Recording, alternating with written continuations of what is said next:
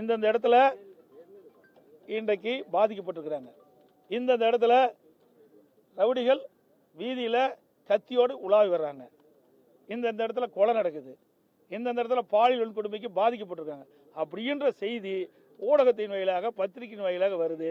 அதன் அடிப்படையில் தெரிஞ்சுட்டு இருக்கிறேன். நாங்களா எந்த கருத்தும் சொல்வதில்லை. நாட்டில் நடைபெறுகின்ற சம்பவங்களை நீங்கள் படம் பிடிச்சு உங்களுடைய தொலைக்காட்சி வாயிலாக காட்டுறீங்க, அதை நாங்கள் பிரதிபலிக்கிறோம்.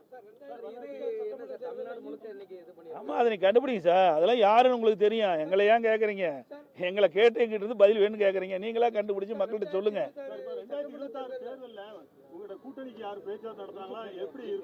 சார். 2026 நாள் எவ்வளோ நாள் இருக்குது? 11 மாத காலம் இருக்குது. 11 மாத காலத்திற்கு முன்பு எந்த செய்தி சொன்னாலும் அது நிலைக்காது. புரியுதுங்களா? அதனால் கூட்டணி அமைக்கின்ற பொழுது பத்திரிகையாளர்களும் செய்தியாளர்களும் அழைத்து நிச்சயமாக தெரிவிப்போம். புரியுதுங்களா? தேர்தல் நெருங்கின்ற பொழுது கூட்டணி பேச்சுவார்த்தை நடைபெறும், நிச்சயமாக நடைபெறும். அப்படி நடைபெறுகின்ற பொழுது உங்களுக்கு முழுமையான தகவல் கொடுக்கப்படும்.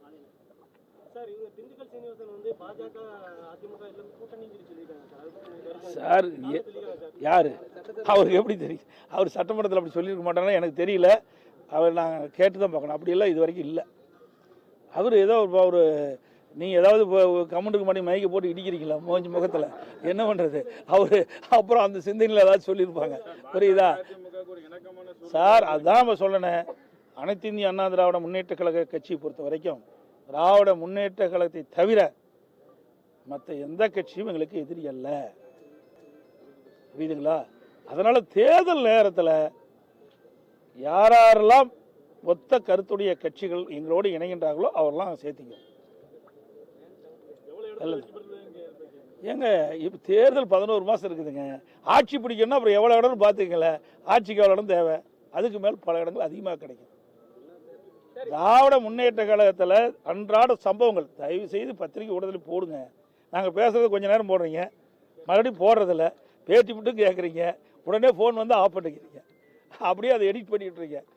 அதனால் உண்மை நிலவரத்தை மக்கள்கிட்ட நீங்கள் போய் வெளிப்படையே சொல்ல வேணும். நடுநிலையோட ஊடகம் பத்திரிகையும் செயல்பட வேண்டும் தான் எங்களுடைய கோரிக்கை.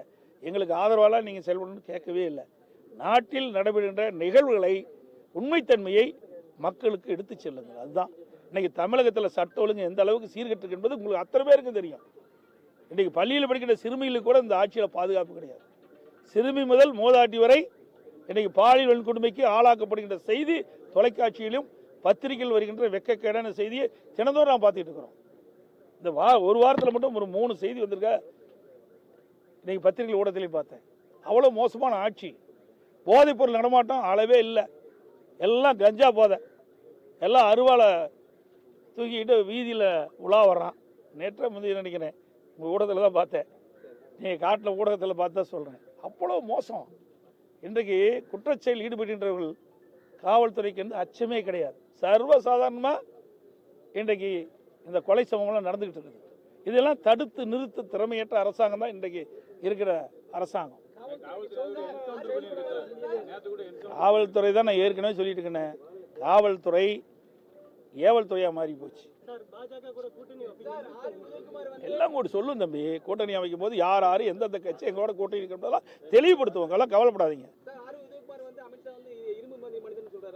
ஏங்க எனக்கு தெரியலீங்க. தெரிஞ்சா தான் நான் சொல்ல முடியும். தெரியாத நீங்கள் கேட்குற கேள்வி தவறாக சொல்லிடக்கூடாதுல்ல. நான் காலையில் இறங்கினேன், நேராக அங்கே போனேன், அங்கே இரங்கல் செய்தி கொடுத்தேன். நீங்கள் உங்களுடைய இடையில மறிச்சுக்கிட்டீங்க. நீங்கள் பேட்டி கொடுத்தே ஆகணுங்க. சரி, எனக்கு தெரிஞ்ச செய்திகளை உங்கள் மூலம் பகிர்ந்துக்கிறேன்.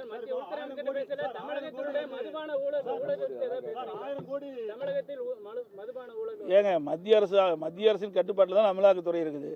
அவர் தான் உங்கள் ஊடகத்தின் வாயிலாக பத்திரிகைகளில் செய்தி வெளியிட்டாங்க. அதை உண்மைத்தன்மை கண்டறிந்து யார் குற்றம் செய்யப்பட்டார்களோ அவர்கள் மீது கடும் நடவடிக்கை எடுக்க வேண்டும் நாங்கள் வலியுறுத்தி இருக்கிறோம். அனைத்து ஊடகங்களுக்கு பத்திரிகைகளுக்கும் வணக்கம்.